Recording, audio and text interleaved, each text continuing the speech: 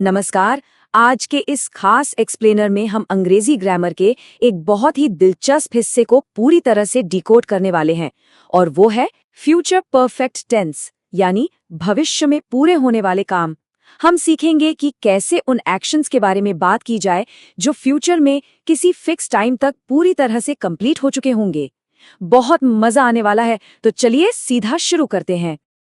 आइए फटाफट आज के एजेंडे पर एक नजर डाल लेते हैं। सबसे पहले हम फ्यूचर परफेक्ट को समझेंगे, फिर देखेंगे इसका गोल्डन ग्रामर फॉर्मूला, उसके बाद पॉजिटिव और नेगेटिव वाक्यों की बनावट, फिर सीखेंगे फ्यूचर के सवाल कैसे पूछें और आखिर में होगा एक फाइनल चैलेंज। ठीक है, तो चलिए इसमें गोता लगाते हैं। Section 1, understanding future perfect. किसी भी ग्रामर रूल को रटने से पहले उसका मेंटल मॉडल बनाना बहुत जरूरी है। तो इमेजिन कीजिए कि हम एक टाइम मशीन में बैठकर भविष्य में किसी खास पॉइंट पर जा रहे हैं और वहां खड़े होकर पीछे मुड़कर देख रहे हैं कि भाई ये काम तो पूरी तरह से खत्म हो चुका है। फ्यूचर परफेक्ट का बस यही सीधा सा फंडा है। हिंदी में इसे पहचानने का सबसे आसान तरीका है वाक्यों के आखिर में आने वाले सुराग, जैसे चुका होगा, चुकी होगी या चुके होंगे। मतलब उस फ्यूचर पॉइंट तक एक्शन एकदम कंप्लीट। अब इसमें एक चीज बहुत क्रूशल है, टाइम का जिक्र। इसे हम एक तरह का फ्यूचर एंकर पॉइंट कह सकते हैं। अंग्रेजी में इसके लिए अक्सर बाय या टिल का इस्तेमाल होता है, जैसे बाय टुमारो यानी कल तक, या बाय 6 o'clock मतलब 6 बजे तक। ये मार्कर्स हमें बताते हैं कि वो डेडलाइन क्या है, जब तक कोई काम पूरा हो चुका होगा। और अब आते हैं सेंटेंस बनाने के तरीके पर। Section 2, the golden grammar formula. ये रहा हमारा मास्टर फॉर्मूला। एक परफेक्ट सेंटेंस बनाने के लिए सबसे पहले हमें चाहिए सब्जेक्ट, उसके ठीक बाद आएगा विल या शैल, और फिर एंट्री होती है इस टेंस के दो सबसे बड़े हीरोज की, हैव और वर्ब की थर्ड फॉर्म जिसे हम V3 भी कहते हैं, और लास्ट में हमारा ऑब्जेक्ट। एक बात बिल्कुल गांठ बांध लीजिए, इस टेंस में हैव और V3 हमेशा साथ रहेंगे। ये रूल कभी नहीं टूटता। ये स्लाइड बहुत ही शानदार तरीके से दिखाती है कि ये थर्ड फॉर्म वाला रूल आखिर काम कैसे करता है। देखिए, स्टेप 1 है गो, यानी वर्ब की फर्स्ट फॉर्म। पास्ट में ये बन जाता है वेंट यानी V2। और स्टेप 3 जिसकी हमें इस टेंस में सख्त जरूरत है, वो है गॉन यानी हमारा V3। जा चुका के लिए हमेशा गॉन का ही इस्तेमाल होगा। एक बार ये V3 का पैटर्न दिमाग में बैठ गया तो वाक्य बनाना लिटरली बच्चों का खेल है। इस पैटर्न को पक्का करने के लिए सोर्स मटेरियल से लिए गए कुछ और एग्जाम्पल्स देखते हैं।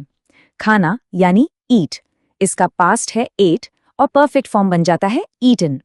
इसी तरह पूरा करना यानी कंप्लीट, इसका V2 है कंप्लीटेड, और कमाल की बात यह है कि V3 भी कंप्लीटेड ही रहता है।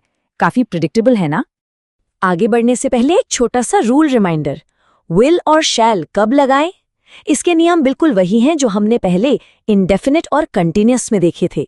आई और वी के साथ शैल लगता है और बाकी सबके साथ विल। और हाँ, अगर पक्के इरादे या निश्चितता की बात हो तो ये रूल बिल्कुल उल्टा हो जाता है। एकदम सिंपल। चलिए अब इन्हें रियल लाइफ वाक्यों में डालकर देखते हैं। सेक्शन 3, पॉजिटिव और नेगेटिव सेंटेंसेस। सबसे पहले इस पॉजिटिव सेंटेंस को देखिए, we shall have completed all the tenses by tomorrow. मतलब हम कल तक सारे टेंसेस खत्म कर चुके होंगे। अब इसके पीछे का लॉजिक समझिए। सब्जेक्ट है वी, इसलिए इसके साथ लगा शैल हैव। फिर कंप्लीट का V3 आ गया कंप्लीटेड, और हमारा फ्यूचर एंकर पॉइंट क्या है? कल तक, जिसे बाय टुमारो लिखा गया है। हमारा फॉर्मूला एकदम सटीक बैठ रहा है। इन दो और एग्जाम्पल्स पर गौर करते हैं। Father will have come back from office by 6 o'clock। पिताजी 6 बजे तक ऑफिस से वापस आ चुके होंगे। यहाँ फादर के साथ विल हैव आया है और कम का V3 भी कम ही होता है। टाइम एंकर है बाय 6 o'clock। दूसरा देखिए, the gardener will have watered the plants by evening. माली शाम तक पौधों को पानी दे चुका होगा। हर एक पार्ट उसी गोल्डन सांचे में बिल्कुल परफेक्टली फिट हो रहा है। अब इस स्लाइड में जो सबसे इंटरेस्टिंग बात है वो देखिए, सिर्फ एक छोटा सा शब्द नॉट जुड़ने से सेंटेंस का पूरा स्ट्रक्चर कैसे बदलता है।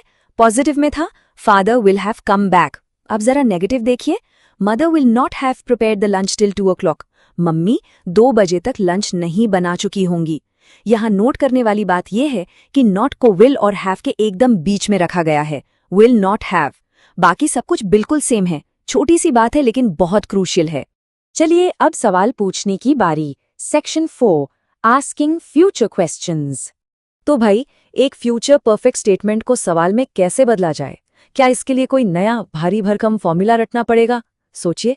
बिल्कुल नहीं। इसका जवाब बहुत ही मजेदार है। इसे कहते हैं द फॉर्मूला फ्लिप। कोई नया नियम नहीं है।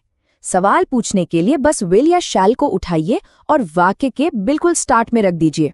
जी हाँ, सबसे पहले विल या शैल, फिर सब्जेक्ट, अगर नहीं वाला सवाल है तो नॉट, और फिर वही हमारी अटूट जोड़ी हैव और V3, और लास्ट में एक क्वेश्चन मार्क। बस हो गया। इस फॉर्मूला फ्लिप को एक एग्जाम्पल से पूरी तरह डिकोड करते हैं। Will you not have read the newspaper till 8 o'clock? क्या आप 8 बजे तक अखबार नहीं पढ़ चुके होंगे? बनावट देखिए, विल छलांग लगाकर सबसे पहले आ गया है, फिर सब्जेक्ट यू, फिर नॉट हैव, और पढ़ने का V3 रीड। हैव और V3 ने अपनी जगह बिल्कुल नहीं छोड़ी है। और अब हम आ गए हैं अपने आखिरी पड़ाव पर, सेक्शन 5, द फाइनल चैलेंज। चलिए फटाफट आज के सारे की पॉइंट्स को समराइज कर लेते हैं। इन शॉर्ट, फ्यूचर परफेक्ट माने भविष्य में किसी फिक्स टाइम तक एक्शन कंप्लीट। रूल है subject plus will shell plus have plus V3 plus object, और सवाल पूछने के लिए विल शैल को बस शुरुआत में ले आना है। सिंपल है ना? अब टाइम है इस नॉलेज को अप्लाई करने का। सोर्स मटेरियल के मुताबिक सभी को एक छोटा सा टास्क करना है। एक नोटबुक लीजिए और फ्यूचर परफेक्ट टेंस के 3 नए वाक्य बनाइए। एक पॉजिटिव, एक नेगेटिव और एक सवाल पूछने वाला यानी इंटरोगेटिव।